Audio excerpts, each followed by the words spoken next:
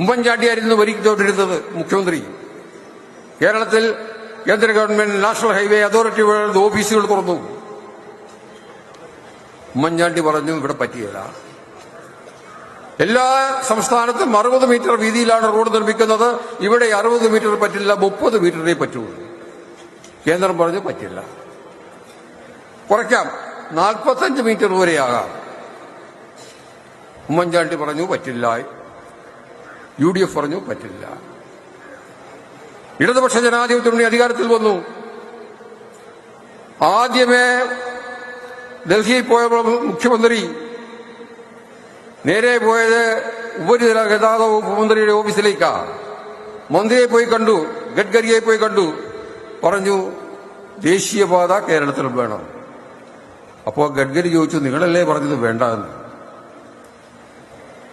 മുഖ്യമന്ത്രി പിണറായി വിജയൻ പറഞ്ഞു അത് പറഞ്ഞത് ഉമ്മൻചാണ്ടിയാണ്.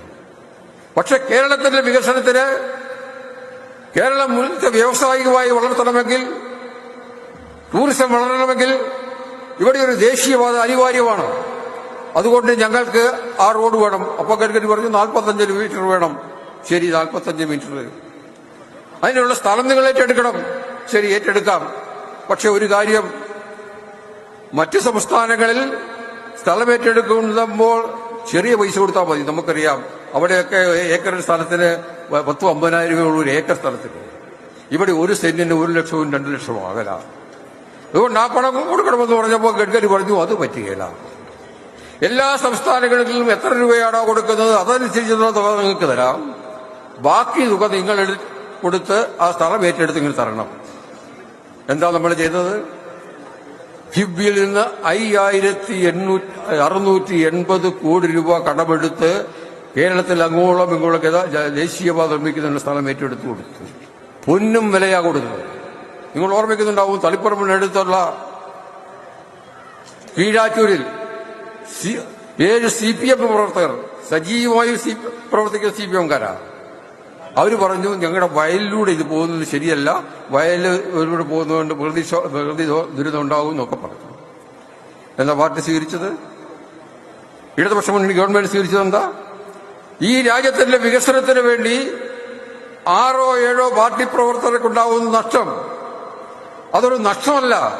അവരെ പറഞ്ഞ് മനസ്സിലാക്കി അവരെ ആ സമരത്തിൽ നിന്ന് പിൻവലിച്ചു. ആ സമരം നടത്തിയപ്പോൾ നിങ്ങൾ ഓർക്കുന്നുണ്ടാവും, ഈ VD സതീശനും രമേശ് ചെന്നിത്തലയും ഒക്കെ എവിടെ ചെന്നു? ആ 7 പേരുടെ ആ പ്രതിഷേധത്തെ ഊരി പെരുപ്പിക്കാൻ. നമ്മുടെ സുരേഷ് ഗോപി അവിടെ എത്തി. ഞാൻ തളിപ്പറമ്പുകാരനാണ്. സുരേഷ് ഗോപി അവിടെ എത്തി. എന്തൊരു ബഹളമായിരുന്നു അവിടെ.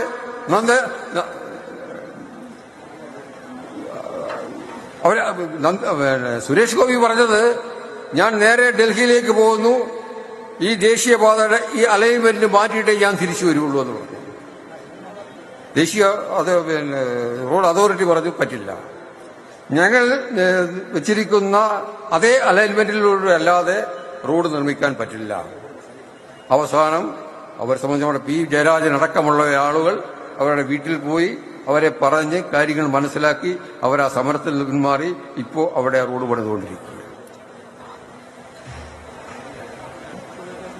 ഏതാണ്ട് 5,000 അത്രയും തുക ഒരു സംസ്ഥാനവും മുടക്കിയിട്ടില്ല. പിണറായി വിജയന്റെ നേതൃത്വത്തിലുള്ള ഇടതുപക്ഷ ഗവൺമെന്റ് ഈ രാജ്യത്തെ ഒരു നവകേരള സൃഷ്ടിക്ക് വേണ്ടിയുള്ള മുന്നോട്ട് പോകുമ്പോൾ ഏറ്റവും പ്രധാനമായ അടിസ്ഥാനപരമായി വേണ്ടത് റോഡുകളാണ്. ദേശീയപാത മാത്രമല്ല, നമുക്കറിയാം തീരദേശപാത 10,000 കോടി രൂപ കിഫ്ബിയിൽ നിന്ന് കടമെടുത്തുകൊണ്ടാണ് നിർമ്മിച്ചുകൊണ്ടിരിക്കുന്നത്. അതുപോലെ തന്നെ മലയോര ഹൈവേ 10,000 കോടി രൂപ ചെലവഴിച്ചുകൊണ്ടാണ് 1,265 കിലോമീറ്റർ നീളമുള്ള ദേശീയപാത നിർമ്മിച്ചുകൊണ്ടിരിക്കുന്നത്.